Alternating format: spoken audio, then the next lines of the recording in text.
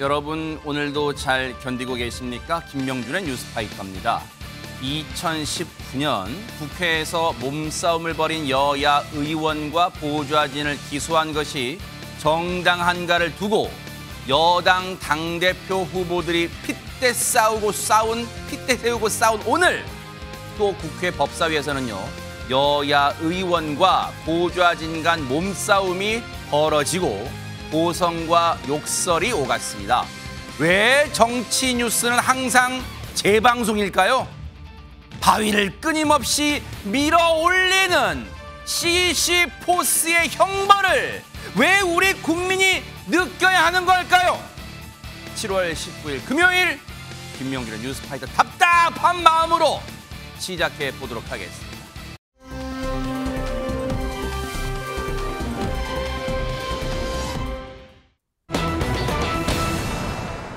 한동훈 후보가 나경원 후보의 공소중지 청탁을 공개한 것을 놓고요.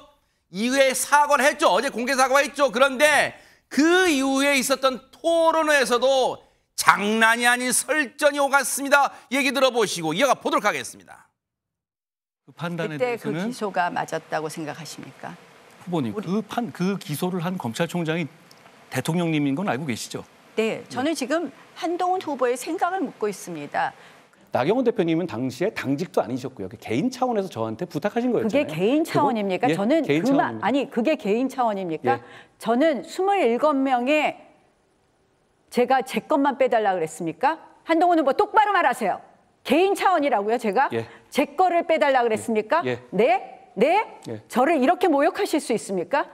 아니, 제가 27명의 의원들이 기소되었고 우리 거를 공소 취소하려면 야당 의원도 같이 공소 취소를 해야 되니까 그걸 같이 해달라는 이야기 아니었습니까? 제 것만 뺄 수 있습니까? 지금 개인 차원의 계시잖아요. 부탁이요? 아니 그게 개인 차원의 부탁이라고요? 본인이 당사자인 사건에 대해서 법무부 장관에게 공소 취소를 요구하는 건 안 얘기가 안 되는 겁니다. 되네요. 그걸 받아들일 수는 없는 거예요. 설전입니다. 설전인데도 정말 뭐가 튀깁니다. 빨간 게 튀긴 게 느껴질 정도로 지금 설전이 벌어지고 있는데 글쎄요, 최진영 변호사님, 한동훈 후보의 그동안의 이 토론회 때의 모습을 보면 주로 다른 후보들이 맹공에 주로 방어적인 자세였다면 최근의 토론회 때 보면 그 후보의 글쎄 뭐 약점이라는 표현은 좀 뭐 안 맞을 수도 있지만 그 후보들이 좀 껄끄러운 부분을 지금 계속해서 공격하고 반격하고 꼬집고 이러고 있어요. 이거 반격이 시작된 거예요? 1위 전략은 마이웨이 전략인 것이고 2위나 3위 쫓아가는 추격자의 전략 같은 경우에는 네거티브까지 해서 최대한 헛슬 플레이를 하는 그런 전략이었는데 그러다 보면은 전체적인 흐름 자체도 여론조사의 흐름을 봤을 때에도 한동훈 한동훈 전 비대위원장이 상당 부분 앞서갔기 때문에 결국 그 나경원 후보나 원희룡 후보가 네거티브를 한다 하더라도 마이웨이 전략, 본인으로서는 어떻게 보면 전략을 얘기하고 비전을 얘기를 해왔었는데 최근 뭐 막판에 와가지고는 이 부분에 있어서 상당히 강하게 맞받아친 이런 부분이 있었는데 특히 제가 그 어제도 보고 그제도 이걸 봤습니다만 어떤 법무부 장관으로서 본인의 어떤 업적이라든가 이런 부분에 대해서 상당히 폄하하는 것에 대해서 좀 감정적으로 좀 울컥하는 그 과정에서 이런 부분이 빚어진 것에 대해서는 저는 조금 좀 안타깝다거나 어떻게 보면 약간 좀 마음이 불편한 아마 저뿐만 아니고 이게 그 국민의힘 지지하는 사람들은 비슷한 마음을 가졌을 것 같습니다. 아마 내부적으로 어떤 그 현재의 어떤 여론조사의 흐름을 파악하고 했는지는 모르겠습니다만 적어도 지금까지 최근 여러 가지 어떤 공적 여론조사를 봤으면 굳이 저렇게 특히 나경원 후보에 대해서 이 어떻게 보면 한랭 전설을 필 필요가 있느냐. 사실 원희룡 후보 같은 경우에는 처음부터 어떻게 보면 강력하게 네거티브 전략을 했는 반면에 나경원 후보 같은 경우에는 양비론을 펴면서 원희룡도 나쁘고 한동훈도 별로 좋지 않다. 이렇게 얘기를 해왔었는데 그에 대해서 오히려 전설을 확대한 이런 전략이 과연 합당한지에 대해서는 상당히 의문인데요. 다만 이렇게 하는 것은 나름대로의 어떤 전략이 있고 그리고 또 그 잘못된 것에 대해서 어제 같은 경우에는 바로 죄송하다. 어떻게 보면 지난번 패스트트랙 과정에서의 어떤 당원들의 노고에 어떤 폄훼하려고는 하지 않았다라는 그런 바로 어떻게 보면 사과를 함으로써 이 부분을 어떻게 보면 그 해결을 하려고 했던 그런 시도는 당원들도 높이 평가하는 것이 아닌가 생각합니다. 네. 그런데 지금 보니까요 분위기를 이담 아나운서 나경원 후보가 당시 2019년에 원내대표 시절에 이른바 패스트트랙 공소 중지 그 청탁한 것이 이제 공개된 것에 대해서 이게 전당대회 막판 진짜 뜨거운 강자인가 봐요. 왜냐하면 한동훈 후보가 토론회를 거듭할수록 앞서 태도 변화, 자세 변화가 있었다 그랬잖아요. 근데 나경원 후보가 아마 시청자분들 그런 생각하실 거예요. 야, 지금까지 토론회 중에 나경원 후보가 저렇게 이른바 핏대 세고 똑바로 말하세요. 똑바로 말하세요. 이렇게 한 거 본 적이 없는데 그러신 분 많으실 거예요. 그러니까 이걸 개인적인 일이라고 하다니 이라면서 굉장히 화가 난 듯한 모습을 보였는데요. 네. 그 이후에 또 한동훈 후보가 이것과 관련해서 기소를 한 사람은 검찰총장 그러니까 윤 대통령이었다라는 이야기까지 하니까 네. 이거에 대해서 또 좀 논란이 불거졌습니다. 그래요? 네. 그러자 한동훈 후보가 이것과 관련해서 사과를 하긴 했잖아요. 네. 이 공개 사과에 대해서 또 해당 발언에 대해서 나경원 후보가 SNS에 글을 하나 올렸습니다. 뭐라고요? 거짓된 사과다. 입 리스크다라고 했습니다. 그러면서요. 한동훈 후보는 입이 시한폭탄이다라고 하면서 패스트트랙 기소에 대한 한 후보의 생각과 의견을 물었는데 여기에 대통령까지 끌어들이다니 당을 끌어들이는 물귀신 작전을 썼다라고 비판을 했습니다. 그리고요. 여기에 원희룡 후보도 이 나경원 후보가 SNS에 글을 올린 지 1시간 뒤에 바로 또 글을 올렸는데요. 그래요? 네. 제목이 헬 마우스입니다. 아하. 지옥 인 거죠. 네. 그러면서 패스트트랙 가짜 사과로 동료 의원과 당직자 등 당원들의 가슴을 후벼 파더니 이제는 대통령까지 끌어들였다라면서 당대표가 아니라 당원으로서의 자격도 없다라면서 협공을 펼치는 모양새를 보였습니다. 아하, 네. 지금 들으신 것처럼 원희룡 후보 또한 지금 이 나경원 후보를 거들면서 한동훈 후보를 향한 압박을 지금 이어가고 있어요. 얘기 좀 들어보시고 이어가 보도록 하겠습니다. 법무부 장관으로서 우리 당의 수많은 정치인들과 우리 당원들과 수많은 대화를 했을 텐데 나중에 불리해지면 그 캐비넷 파일에서 꺼내서 또 약점 공격의 재료로 쓸 겁니까? 묻습니다. 한동훈 후보. 저하고 통화한 거를 줄줄줄줄 읊으셨죠, 원 후보님. 그렇죠? 저하고 통화한 거를 밥 먹을 때 통화한 걸 줄줄줄줄 읊으셨죠, 직접. 못 들었냐고요? 아니요, 저하고 식사하고 통화한 내용들을 예. 이 전대 과정에서 줄줄줄줄 언론에 읊으시지 않았어요? 제가 언제 읊었습니까? 아니 제가 만났을 때 전당대회 안 나가겠다고 말했었는데 뭐 그런 얘기 식사할 때 했었는데 아니, 말했다고 하셨잖아요. 아니고요. 제 느낌이 그랬었다라는 얘기였죠. 지금 이 상황을 보면 장유미 변호사님, 한동훈 후보가 건건이 그냥 지지고만 있지 않다는 게 느껴지는 게 원희룡 후보가 이 낱낱이 공격하는 걸 그대로 다 듣고 있다가 완전히 그대로 100배, 20배, 막 100배, 200배로 되갚아준다 막 그런 생각이 들어요. 말싸움에서 밀리지 않겠다는 의지는 정말 강력한 것 같습니다. 네. 그러니까 원희룡 후보와 나경원 후보가 협공을 펼치는 그 형국인데요. 전제는 최소한 정치에 신의가 있는데 개별적으로 나경원 의원이 그 당시에 뭐 사적 청탁을 했다라고 했는데 원외에 이제 당협위원장일 때였었거든요. 네. 그래서 이제 공소 취소와 관련한 이야기를 뭐 여야 가릴 것 없이 정치적 기소니까 이 부분을 좀 법무부 장관으로서 헤아려 달라라고 이야기한 부분. 그것을 폭로한 것 자체에 대해서는 정치적 금도가 넘었다는 판단이 원희룡 후보에게도 있었던 것 같습니다. 그래도 개별적으로 개인적으로 나눈 대화를 그렇게 공격의 소재로 삼게 되면은 누가 한동훈 후보를 믿고 정치적인 이야기를 나누고 내밀한 이야기도 상의하고 이럴 수 있겠냐라고 비판을 하자 그 부분에 대한 답변은 직접적으로 하진 않고요. 다만 비슷하게 당신도 그러지 않았느냐라는 취지로 원희룡 장관님 저랑 식사했을 때 전당대회 나가지 않겠다고 이렇게 이야기한 적 있지 않습니까? 이것도 개별적으로 이야기한 부분을 옮긴 거 아닙니까? 줄줄줄줄 이렇게 역공을 편 것인데요. 일단 원희룡 장관은 내가 직접 들었다는 게 아니라 내 어떤 느낌을 이야기한 것에 불과하다고 하면서 이게 감정 싸움으로까지 치닫고 있는 것 같습니다. 네. 한치 양보도 없어요. 지금 보면요. 원희룡, 한동훈 후보 간에. 그런데 보세요.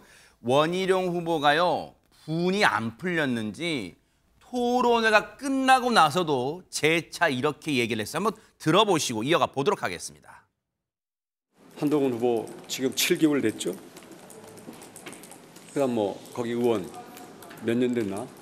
1.5선이니까 좀 됐죠. 거기가 한 2년쯤 됐나? 그다음 나머지는 입당한 지 다 7개월이 안 되는 분들 아니에요? 공천 받으면서 입당하신 분들인데 그러면 합쳐서 2년 한 3년 6개월쯤 되는 건가요? 그죠? 네 분 합쳐서 3년 6개월 어떻게 생각하십니까? 이 지도부를 우리 당이 그렇게 뿌리가 없고 그렇게 신입사원들이 그리고 100일 동안 전권을 쥐고 운영한 경영 성적이 이렇게 처참한데 앞으로 온갖 거대 야당의 탄핵과 나라 전체가 흔들리는 이 쓰나미가 몰려오고 있는데 여기에 대해서 맡기자고요. 지금 뭐 횟수 계산 나오는 게 시청자 여러분들도 이제 감 잡으셨겠지만 최진영 변호사님 그건 것 같아요. 지금 한동훈 후보 캠프에서 한동훈 후보 돕겠다고 뛰고 있는 현역 의원들 선수를 합쳐보면 고작 국회의원 배지 생활한 거 고작 3년 6개월 그 정도 경력 가지고 뭐 정치를 한다고 그 말이 되냐? 이렇게 유구한 역사를 가진 지금 이 국민의힘의 당에서 그런 사람들이 정치를 한다고 그게 말이 되냐? 뭐 이런 얘기하는 것 같아요. 우리가 싸움할 때 너 몇 살이야? 이렇게 묻는 것만큼 더 좀 이상한 게 없지 않습니까? 그렇기 때문에 저런 부분에 대해서는 많은 사람들이 옛날 그 명석하고 그 스마트하던 원희룡이 어디로 갔냐라는 얘기를 하는 것 같습니다. 지금 원희룡 후보가 얘기하시는 것 자체가 지금 보면은 한동훈 비대위원장 같은 경우에는 이른바 영선 아직까지 배지가 없었고 장동혁 당시 사무총장 지금 보면은 최고위원 후보 같은 경우에도 재보궐선거 들어와서 이번에 선수가 됐으니까 1.5선 하면서 다 합쳐봤자 3선도 채 되지 않는다. 이런 얘기를 하고 있습니다만 말씀드린 것처럼 지금 오늘 미국 대선을 봤더니만 미국 대선 트럼프 대선 후보 지명연설에 17살 된 트럼프 손녀가 와서 연설을 하고 지금 39세 이제 그 상원 의원이 미국 대통령 후보에 지금 지명되는 그런 상황, 부통령 후보에 지명되는 그런 상황입니다. 그런데 지금 와가지고 당신 나이가 몇이야? 라고 하듯이 당신 선수가 몇이야? 이런 식으로 접근하는 것이 과연 지금 그 당에 상당히 이제는 중진이 된 원희룡 후보의 어떤 대응이 맞는 것인지에 대해서는 듣는 사람으로서 상당히 납득하기 어렵다. 결국 그 본인의 어떤 예전 2017년, 18년 이때의 어떤 얘기에 대해서 그 말씀과 지금의 말씀이 다르다는 것을 그 한동훈 후보가 지적을 하니까 그에 대한 뒤끝으로 저렇게 얘기하는 것에 대해서는 국민의 눈높이에 좀 맞지 않다. 오히려 뭐 본인이 어제 저한테도 보내온 문자를 봤습니다. 모든 당원들과 화합하겠습니다. 라는 그런 메시지. 전체 발송 문자죠. 혹시 시청자도 오해하실까 봐 전체 발송 문자에 이제 앞으로는 다 화합하겠습니다. 그런 문자 보내는 거. 저는 그걸 보면서 이게 맞는 방향이다라고 제가 느꼈는데 또 이렇게 그 어떤 방송 토론 뒤끝을 보내는 것보다는 오히려 큰 정치인으로서의 비전을 보여주는 자기의 목소리를 내는 것이 좀 맞다고 얘기하고 싶습니다. 반격의 소재로 삼기에는 좀 소소하지 않았냐 아마 그런 의미로 말씀하신 것 같은데 근데 어제 토론회에서는요. 한동훈 후보를 거드는 후보도 있었답니다. 얘기 들어보시고 이어가 보도록 하겠습니다. 나경원 당시의 원내대표로부터 공소 취소에 관한 의견을 제시받았을 경우에 어떻게 했을지 동지의식이 있는 그런 장관이라면. 아니 사실 동지의식 전에 이제 법무부 장관이라면은 제가 만약에 어떤 당에 어떤 생각이 없었으면은 법적으로 판단했을 것 같습니다. 당시 한동훈 장관도 보면은 저희 당하고 어떤 동지의식이 있는 그런 관계는 아니었다고 보고요. 일단 그래서 장관께서도 법적인 판단하지 않으셨나 이렇게 보고 있습니다. 나름 당시에는 법무부 장관, 즉 장관으로서의 처한 상황이 있지 않았겠느냐 이제 이렇게 한 건데 듣고 보니까 하재근 평론가님 두둔하는 발언이잖아요. 근데 이게 두둔성 발언이 이번이 처음이 아닌 것 같아요, 지금. 지난번 토론회 때도 원희룡 후보가 한동훈 후보 측을 막 공격을 하니까 그때 원희룡 후보를 뭔가 비판하는 듯이 그렇게 한동훈 후보한테 실드를 쳐주는 듯이 그렇게 얘기를 했었는데 이번에 또다시 나라도 그때 내가 법무부 장관이었으면 법적으로만 판단했을 것 같다라고 좀 한동훈 후보가 할 말을 본인이 나서게 해주는 듯한 그런 모습을 선보였는데 지난 5월 달에 그때 한동훈 후보가 막 여기에 당대표 출마한다 이런 얘기가 나왔을 때 그때는 이 윤상현 후보가 한동훈 후보에 대해서 뭔가 무시하는 듯한 그랬었죠. 발언을 했었거든요. 네. 그때는 뭐 인기는 있다가도 없어지는 맞아요. 것이다. 네. 한동훈 후보는 자숙과 성찰의 시간을 보내야 될 맞아요. 때다. 네. 도서관에서 책 보던데 연출하는 것 같다. 이런 식으로까지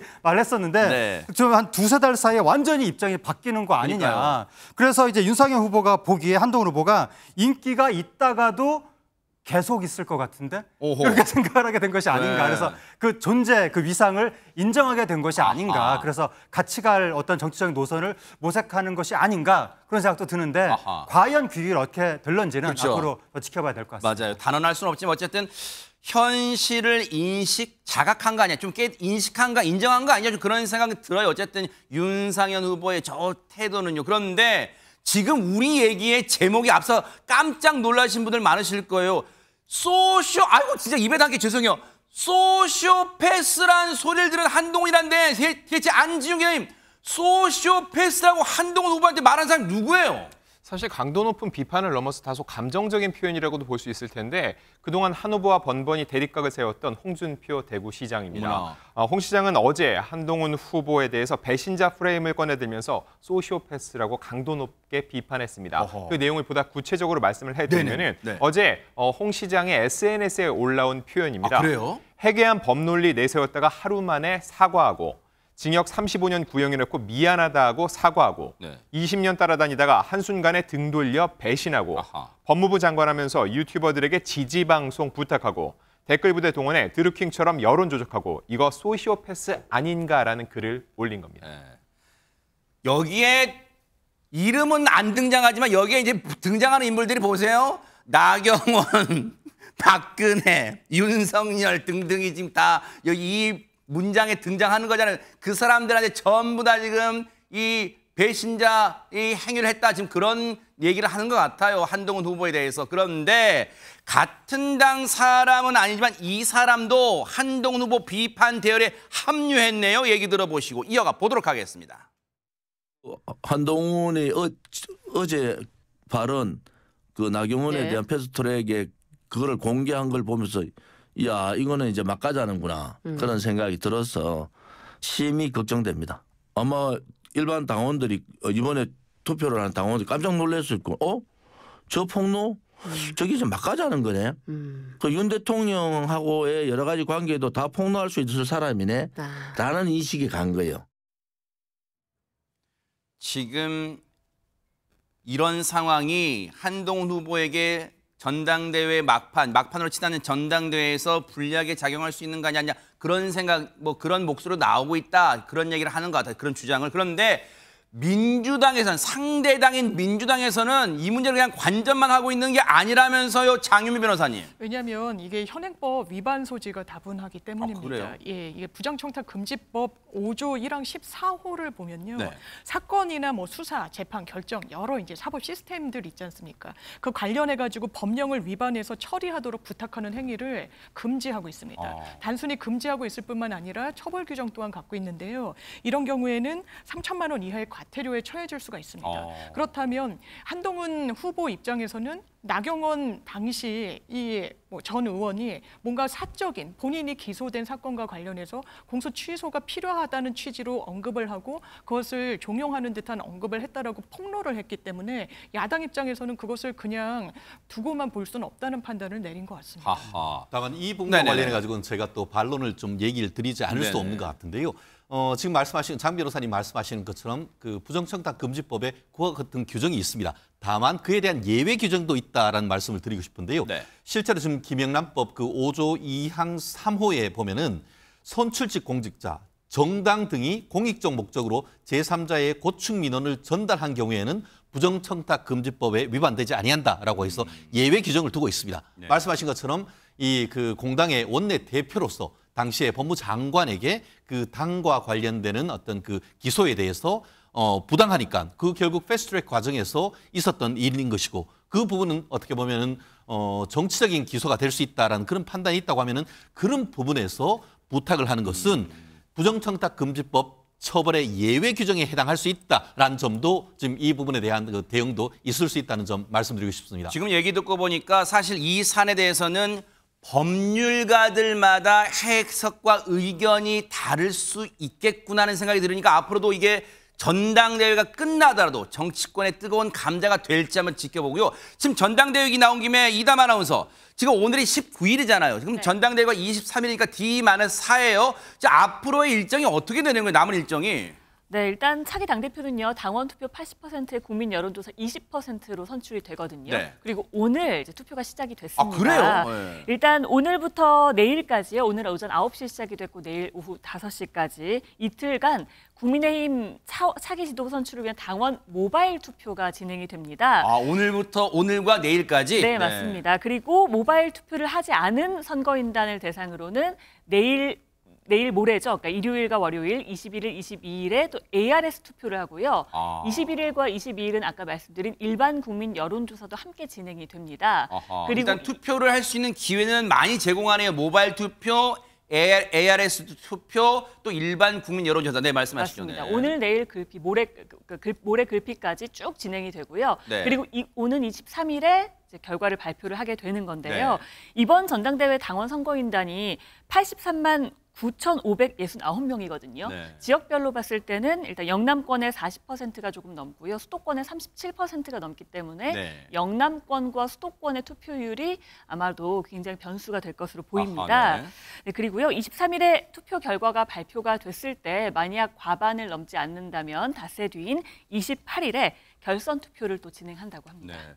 과반이라면 여러분 아시겠지만 득표가 50.01%여도 그건 과반인 거예요. 50을 넘기면 되는 거니까 과연 과반을 1차 투표에서 넘기는 이 후보자가 나올지 그게 제 최대 관전포인트가 될 것 같은데 그게 없다면 결선 투표 가니까요. 그걸 또 차분하게 그리고 나흘밖에 안 남았지만 뉴스파이터도 따라붙어 보도록 하겠습니다.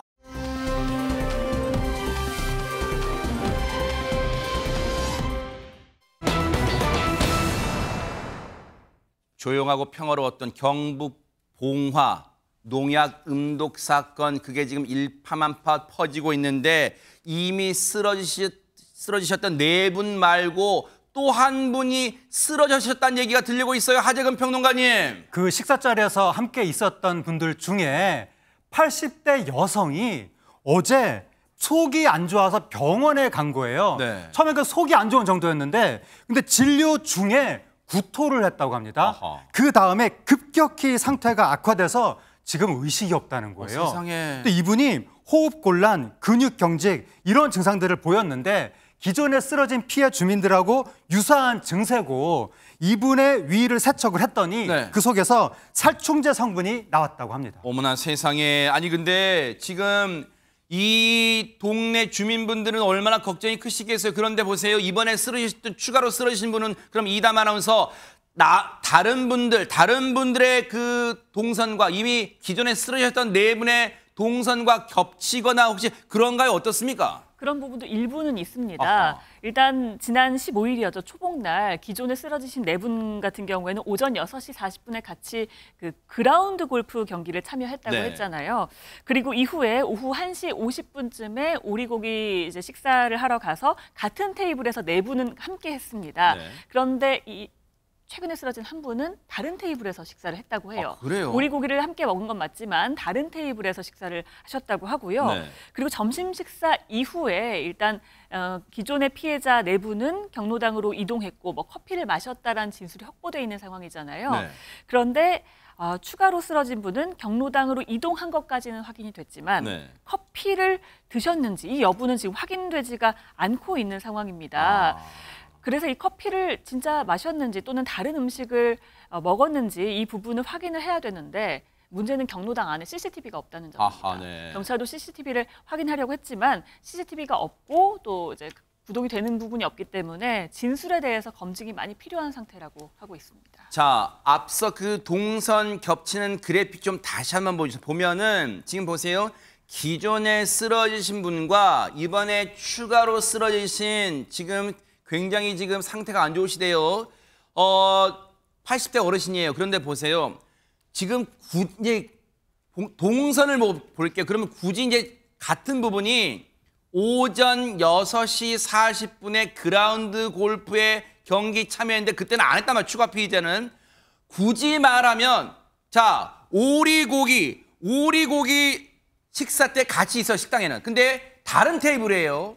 그런데 경로당으로 이동해서 기존 피해자 4분은 커피를 마셨는데 물론 그것도 냉장고에 있는 커피였다 아니다. 냉장고 밖에 있는 커피와 조금 다르긴 합니다만 커피 네 분은 커피를 드신 거고 경로당에 이동해서. 근데 이번에 추가 피해자는 커피를 마셨는지 여부는 확인이 안 되고 있어요. 근데 여기서 주목되는 게 장윤 변호사님, 다른 분들과는 달리 지금 다른 분들이 쓰러지신 이후에 한 사흘 정도 지나서 지금 증세가 나타나신 거 이분은 어떻게 해석해야 할까요? 그러니까 이유를 더 정확하게 짚기가 상당히 어렵다는 겁니다. 수사 당국으로서도요, 이 의학의 어떤 그 자료 같은 걸 좀 더 분석할 필요가 있다는 건데 일단 동선이 겹치는 부분은 이 오리고기를 먹은 식당 그리고 그 이후에 경로당입니다. 경로당에서는 이 기존에 쓰러지셨던 분들 같은 경우에는 커피를 함께 마셨다라는 진술이 확보된 상황인데 네. 지금 쓰러진 사흘 뒤에 쓰러진 80대 여성 같은 경우에는 그 여부는 확인되지 않습니다. 그러면 지금까지 확인된 교집합은 오리고기를 다른 테이블에서 먹었다는 건데 만약에 같은 식품을 먹었다면 같은 음식을 먹고 탈이 났다면 동일한 증세가 그 직후에 다른 쓰러진 분들과 비슷한 시기에 나타나야 되는데 사흘 뒤에야 증상이 나타나고 구토 이런 증세가 있었다는 것이거든요. 그렇다면 혹시 다른 제3의 원인이 개입한 것은 아닌지 별도로 이 동선을 구성할 필요가 있어 보입니다. 근데 보세요. 우리의 추정이에요. 왜냐하면 지금 가장 핵심 역할을 할 경로당 내외 그리고 밖 입구를 비추는 CCTV가 있긴 있는데 그게 작동이 안 됐어요. 당일날. 그리고 경로당 내부는 CCTV가 없어요. 그럼 보세요. 이분이 경로당까지 갔어요. 갔기 때문에 지금 합리적으로 의심을 해본다면 최진영 변호사님, 이분이 지금 추가로 쓰러지신 80대 어르신이 당일 그때 기존에 쓰러지신 4분과 같이 식사 후 경로당으로 간 것까지 확인됐어요. 그런데 그 경로당에서 커피를 드셨는지는 여부는 아직 몰라요. 그러면 보세요.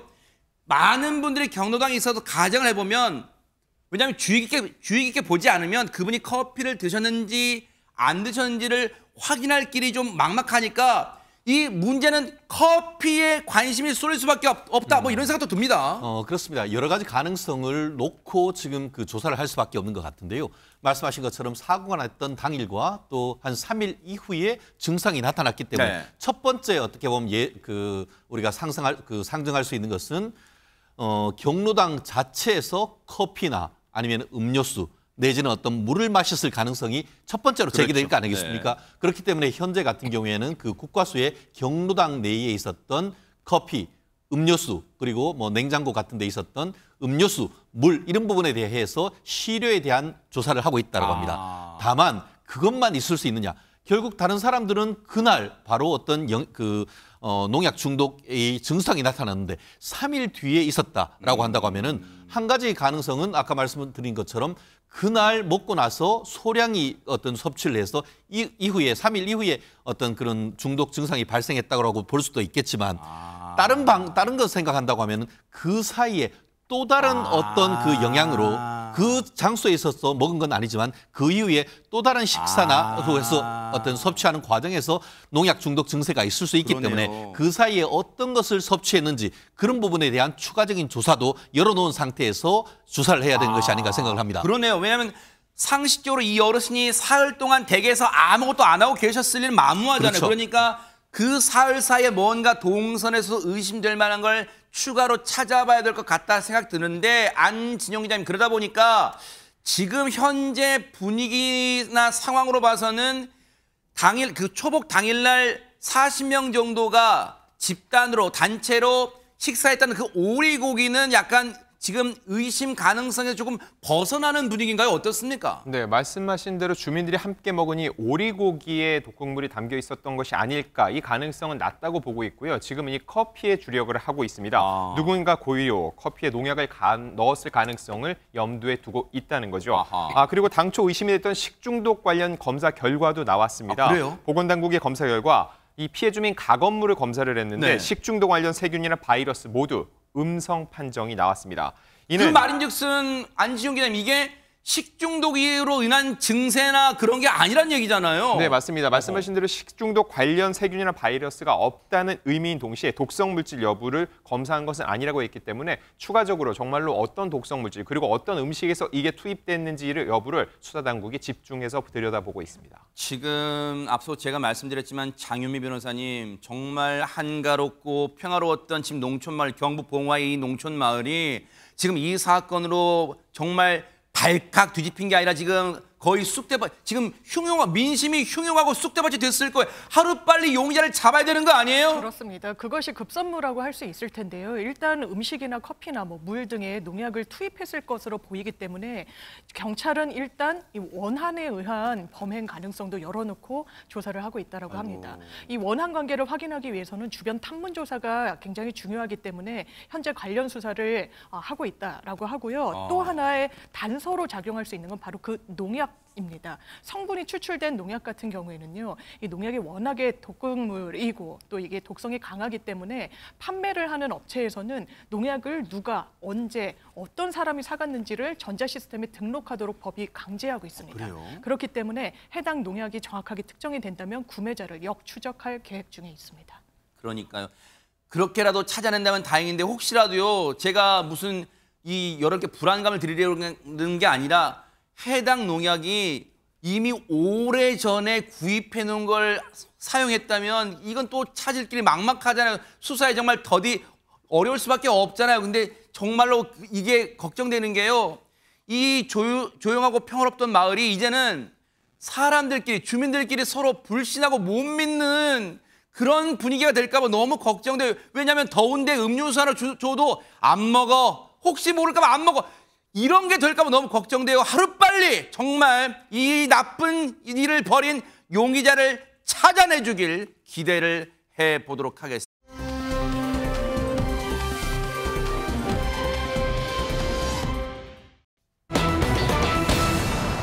자, 분위기 바꿔볼게요. 어머, 제목만 놓고 보면요. 세상에 무슨 뭔가 사연이 있는 것 같아요. 이담 아나운서 세상에. 오늘 이야기의 주인공은요. 뒤에 지금 사진이 있는 올해로 9살이 된 수정 양의 이야기입니다. 한창 친구들과 모여다니면서 정말 재밌게 깨르르 웃으면서 놀 나이잖아요. 그런데 수정이의 일상은 조금 특별하다고 합니다. 수정이가 누군지 또 일상이 어떻게 특별한 건지는 영상으로 소개해드리겠습니다. 누굴까요, 네? 저는 학통령으로 불리우는 가수가 있는데요. 너무 예쁘고 노래도 잘하고 여수가 나 스타 중에 스타예요.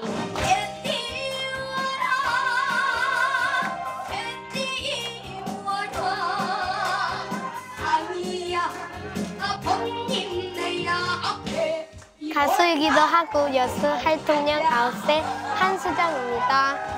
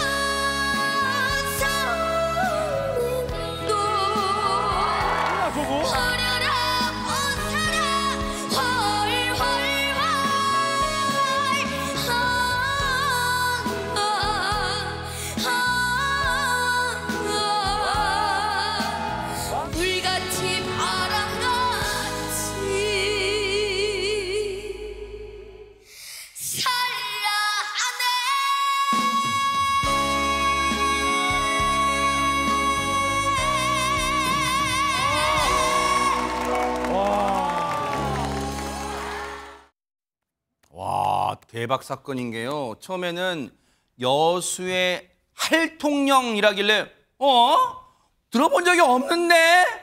그렇게 생각했는데 지금 영상 보니까 대박 사건이에요. 안지용 기자님. 보시면 아시겠지만 트로트 신동입니다. 여수에서는 어르신들의 사랑을 독차지하고 있는데 지금 들으신 노래는 김용임의 헐헐이죠. 이 노래 8살 때 불타는 장미단 신동 특집에 나와서 불렀던 노래를 다시 한번 보신 겁니다. 그리고 수정양이 부른 헐헐헐이 더욱더 심금을 울리는 이유는 따로 있습니다.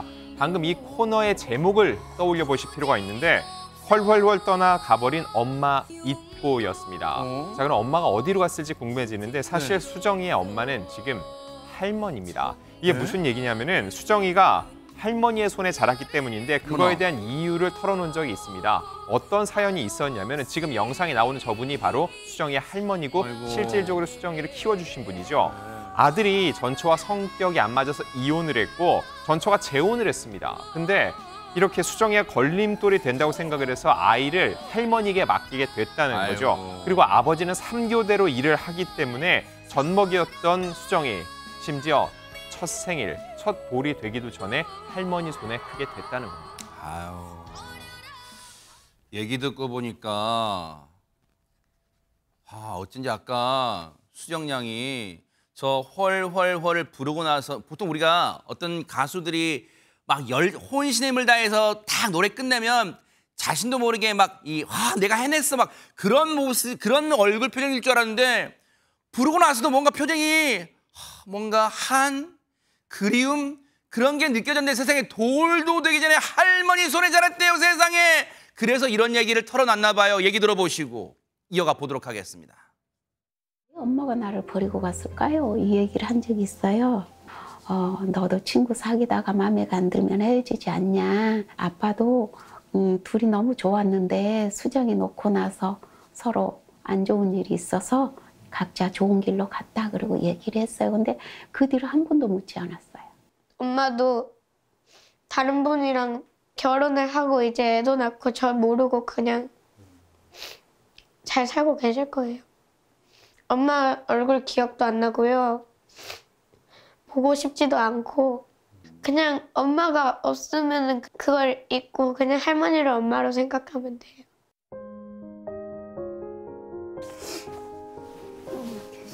할머니 옛날 노래 하나 불러줄 테니까 자. 네. 높고 넓은 바닷가에 오목살이 집 한 채.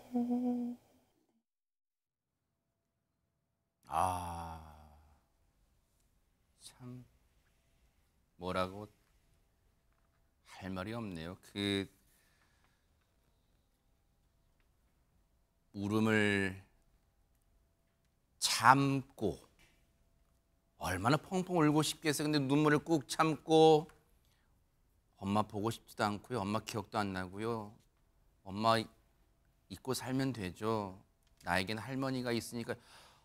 하재근 평론가님 정말 먹먹해서 가슴이 먹먹해서 혼났습니다 지금. 네, 진짜 그런 마음이 드는데 뭐 엄마가 뭐 보고 싶지도 않고 엄마가 보고 싶으면은 뭐 할머니를 얼마라고 생각하면 된다. 그렇게 시식하게 얘기했는데 그 엄마 품에 대한 기억 자체가 없으니까 그러니까 그 품에 대한 기억이 있어야 그걸 그리워라도 할 텐데 그러니까요. 기억이 없으니까 오히려 더 저 시식하게 얘기할 수 있는 거 아니냐. 근데 엄마 품을 제대로 느껴보지 못했다는 것 자체가 너무나 이제 사람들이 봤을 때는 안타깝게 느껴지는 거고 아무리 그게 기억이 없다고 하더라도 엄마가 없다는 것에 대한 허전함은 틀림없이 있을 텐데 맞아요. 그거를 말을 하지 않고 밖으로 내색하지 않으면서 속으로 사귀는 거잖아요.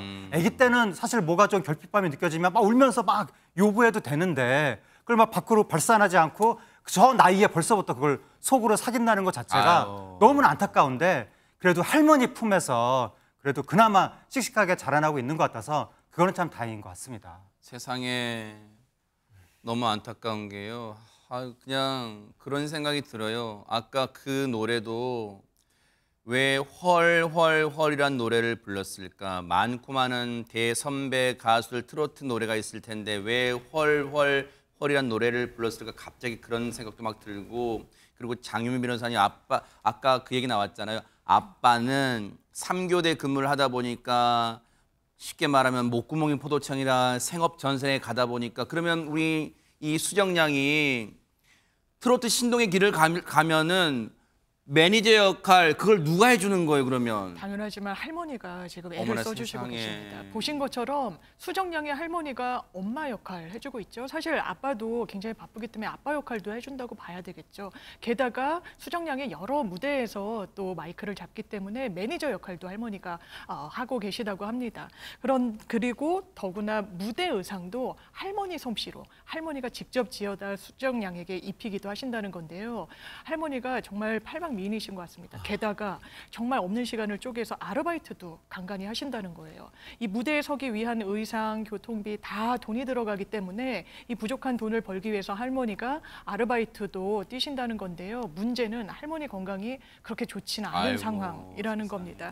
할머니가 지금 허리 디스크 때문에 몸이 불편하신 상황인데 약으로 버티고 계신데요. 왜냐하면 이게 입원하고 정말 수술까지도 필요할 수 있는데 내가 수술을 하게 되면 일단 집이 비게 되고 집이 비게 되면 수정이를 보살펴줄 어른이 아예 없다라는 부분 때문에 선뜻 병원 치료도 제대로 받고 있지 못하신다는 건데요. 정말 할머니에게는 수정량이 전부인 것 같은데 또 수정량에게도 당연하지만 할머니가 전부라고 합니다. 수정량이 노래를 시작한 것도 할머니 기쁘게 해드리려고 노래를 했다가 지금 여기까지 오게 된 것이라고 합니다.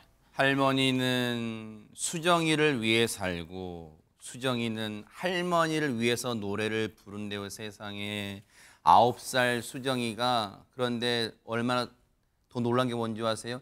할머니가 고생하고 힘들다는 걸 다 알고 있대요. 얘기 들어보시고 이어가 보도록 하겠습니다. 밥 하시느라 고생 많았어요. 그래 고맙다. 저희 할머니께서 바닥에 못 앉으셔가지고 이제 의자를 갖다 드리고 있어요.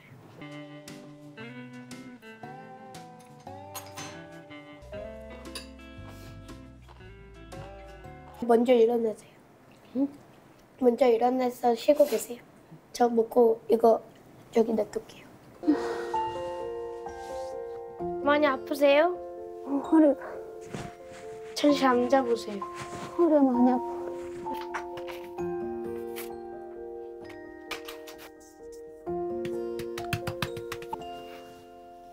많이 아파요? 응. 한숨 자세요. 짜장 짜장 우리 할머니 잘도 잤나 우리 할머니. 할머니 보면 안쓰러운 마음이 많이 들어요. 제가 할머니 성을 많이 가실 때가 많이 있는데 그런 거를 신경 못 쓰고 할머니한테 많이 못 해드렸던 점이 많이 죄송한 것 같아요. 어떤 게 제일 슬플까요? 제가 모르겠어요. 우리 수정이. 근데 최진영 변호사님 9살이라는 나이에 인생을 너무 일찍 알아버린 것 같아서 너무 안쓰럽기도 하고 그리고 또 어떻게 보면 대견하기도 하고 그런 것 같습니다. 아까 기자의 질문 뭐가 슬프냐 했을 때 제가 해서 뭔가 얘기를 하려다가 그냥 모르겠다라고 얘기를 하는 걸 보면서 이 친구가 참 속이 깊구나. 뭔가 얘기를 다 아이처럼 주달주달 얘기할 수도 있지만 그렇게 얘기하는 것 자체가 할머니한테 아니면 엄마 아빠한테 뭔가 누가 되지 않을까 하는 그런 느낌이 강한 것 같아요. 속은 겉을 보기에는 9살 같지만 19살 이상의 어떤 성숙미를 느낄 수 있는 그런 부분인 것 같은데요. 본인이 그렇게 할머니한테 잘하는데 오히려 할머니한테 미안하다라는 얘기를 하면서 아이고 참 저도 말하기가 참 어려운데 맞아요. 돈 벌면은 홍삼을 사드리고 싶다. 그리고 돈 벌면은 할머니 수술해드리고 싶다라는 얘기를 보면서 야 정말 부모님 살아계실 때 잘 해야겠다라는 생각이 다시 한번 드는 것 같습니다.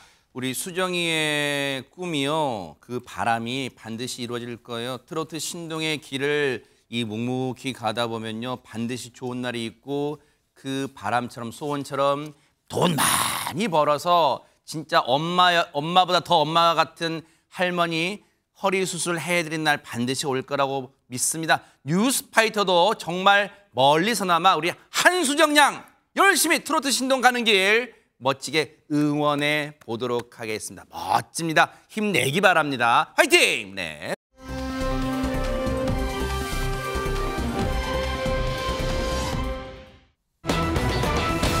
신도들을 성추행한 혐의를 받고 있는 허경영 대표. 글쎄 대표란 말을 붙여야 될지 모르겠습니다. 어쨌든 조금 전에 자신의 입장을 경찰청 앞에서 발표를 했어요. 얘기 좀 들어보시고 이어가 보도록 하겠습니다. 발표를 하시겠습니다. 하겠습니까? 아니면 저희가 질문하시면 돼요. 예. 질문을. 그럼 아니 일단 발표 먼저 하고 듣고 저희가 조사를 받아야 될 사람들은 고소한 사람들이야. 공갈 세력이라 이 말이야. 요것도 공갈입니다. 자, 요거는 하늘궁 재산을 달라는 거야. 하늘궁을 자기들한테 넘기라는 거야. 하늘궁을 넘기면 사기니 뭐니 이런 고소 안 하고 성추행 고소도 안 하겠다. 이 사람들이 처음에 3천억 요구했어요. 그 다음에 2천억, 그 다음에 1천억. 이 말이 됩니까? 이 허경영을 고소 안 할 테니까 자기들이 달라는 돈이야. 아니 허경영이가 뭐 잘못한 게 없는데 왜 몇 천억을 줍니까? 1년에 세금을 70억씩 내는 기업인을 그 회사를 강탈하려고 공갈 협박해가지고 경찰을 이용하고 온갖 수작을 부리는 그런 일망을 국보경찰청이 잡아야지. 경찰청 정보관은 뭐 하는데요? 다 법대 놓은 사람이에요. 평생 강의해가지고 40년 강의해가지고 1년에 70억씩 세금을 내는 사람을 국가에 얼마나 충성합니까? 그런 사람을 갖다가 이런 식으로 공갈하는 집단들을 경찰은 안 막아주고 뭐 하는 겁니까? 지난주에 경찰 수사받고 일주일 만에 입장 발표인데 지금 어떤 내용을 말하는 걸까요? 장윤민 변호사님. 이때 과거에도 되풀이되는 그 주장인데요. 이게 돈을 노리고 거짓으로 고소한 거다. 실제로 성추행이라는 행위 같은 건 없었다라는 건데 뉴스파이터 제작진이 과거에도 이 고소인 측 대리인인 변호사에게 연락을 취했던 적이 있습니다. 그 당시에 변호사의 입장은 분명합니다. 실제로 이권 다툼이나 금전 요구를 한 고소인들은 전혀 없다. 아마 다른 세력과 착각한 것 같다는 게 변호인 측의 입장입니다. 그래서 허경영 씨를 고소한 신도들의 당시 얘기는 이렇습니다. 들어보시고 이어가 보도록 하겠습니다. 어느 날인가 갑자기 제 여기 밑에 사타구니에다 손을 확 집어넣어요. 그래가지고 확 잡아요. 또 언젠가는 또 에너지를 이렇게 넣다가요. 내 눈을 바라보니까 입술에다가 뚝 해가지고 깜짝 놀랐어요. 지금 이 얘기를 들으면 최진영 변호사님, 뭐 저희가 수차례 얘기를 합니다만 허경영 씨와 신도들 간에 고소를 한 신도들 분 간에는 주장이 180도 팽팽해요. 이렇게 되면 경찰 수사는 앞으로 어떻게 됩니까? 그렇습니다. 피해자를 조사를 한 다음에 지금 보면은 허경영 씨를 조사를 했다는 것은 상당 부분 피해자에 대한 조사가 끝났다는 것이거든요. 결국 그렇다고 한다고 하면은 만약에 객관적 증거에 의해서 혐의가 인정됨에도 불구하고 오히려 내가 피해자다라고 얘기할 경우에는 사실 경우에 따라서는 구속영장 처리 가능성도 없진 않습니다. 그래요? 그렇기 때문에 거기다가 지금 그 종전에는 공중밀집 장소에서 추행으로 지금 고소를 했지만 지금 그 경찰 같은 경우에는 준강제추행으로 혐의를 바꿔서 조사를 한단 말이에요. 더 센 거예요, 이게? 그렇죠. 이게 공중밀집 장소에서 추행은 강제성이 없어도 되는 거예요. 그러다 보니까 법정형이 3년 이하의 징역인 반면에 준강제추행 같은 경우에 10년 이하의 징역으로 상당히 차이가 있습니다. 그러네요. 특히 항거불능 또는 심신상실 상태를 이용하는데 항거불능 상태, 한마디로 어떤 종교적 우위적인 상황 속에서 여성이 어떻게 보면 꼼짝하지 못하는 상황 속에서 저와 같은 행위를 했다고 하면은 말씀드린 것처럼 강제추행은 준강제추행을 할 정도로 상당히 형이 높습니다. 그렇기 때문에 사실관계 여부가 확인되는 것에 따라서 물론 무혐의가 될 수도 있습니다만 여성들의 어떤 진술이 일관되고 어떤 녹음이라든가 다른 증거가 있다라고 할 경우에는 허경영 씨 과연 성추행범으로 어떤 결과가 날지 조금 더 지켜봐야 되긴 합니다만 여성들의 진술이 상당 부분 구체적이고 일관되고 있는 것은 사실인 것 같습니다. 그래서 경찰은 허경영 씨를 한두 차례 더 추가 소환 조사할 방침이라고 하는데 어떻게 수사가 흘러갈지 차분하게 따라붙어 보도록 하겠습니다.